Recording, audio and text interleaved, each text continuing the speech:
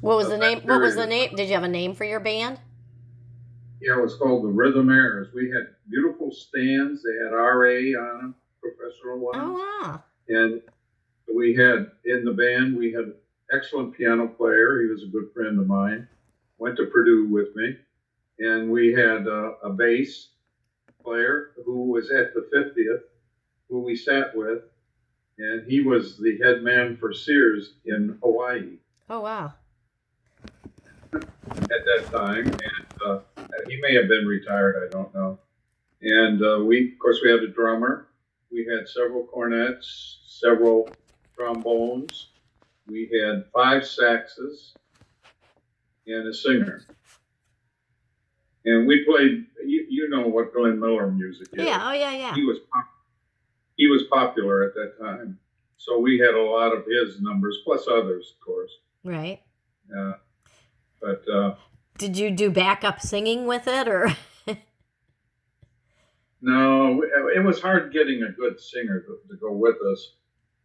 And we had a PA system, which would have been unusual for a lot of people at that time. Wow. And we would play every football game they had at home. There was a big dance afterwards, and we were the band that played at it. And but then there was like a Elks Club that gave a dance every I don't know what it was every Wednesday or once a month on Wednesday night, where a lot of youth came. It was mainly for the youth. We played for that. We played for several places and made enough money for me for spending money when I was a junior and senior. Was that high school or college? High school, Oh wow. yeah.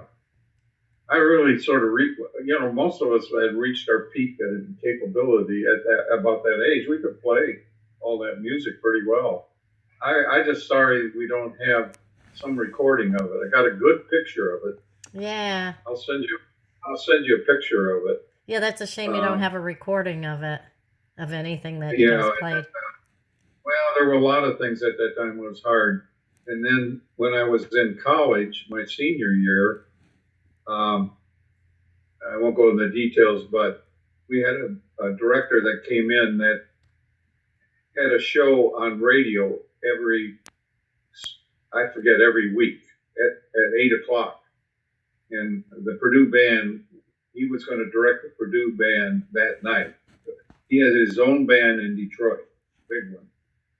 And he picked a number which had a clarinet cadenza in it, which I played. Which scared me to death because there were thousands of people listening to it on the radio, Yeah. and it was in Purdue's. You may don't remember their music hall. It seated over 6,000, and it was full Yeah. for that night's concert. In fact, Mom came up with my parents, came down to the school Oh for wow. that concert. Because I was a senior, we weren't married yet, but we were going together.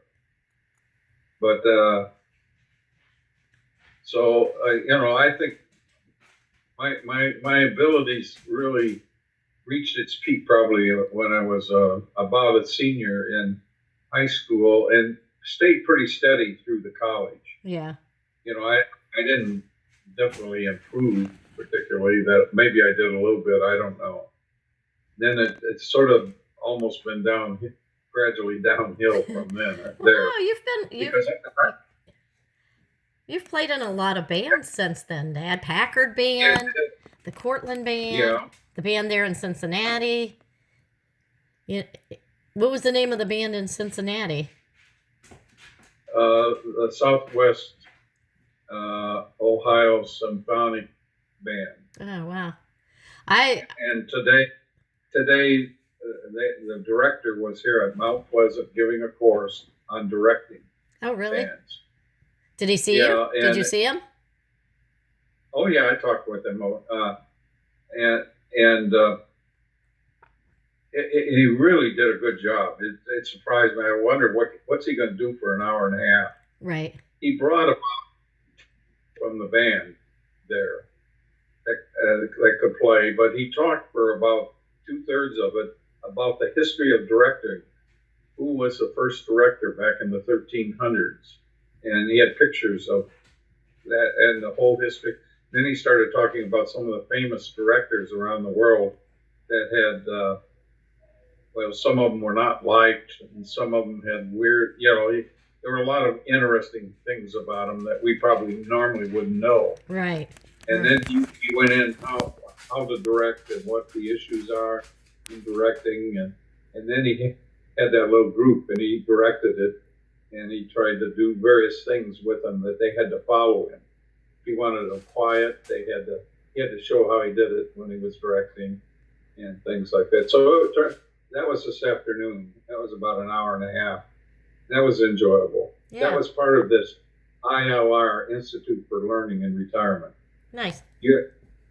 That costs $125 for the month, but you can sign up for as many courses as you want. And they offered 75 this time, Wow. and they'll offer another 75 in 6 months.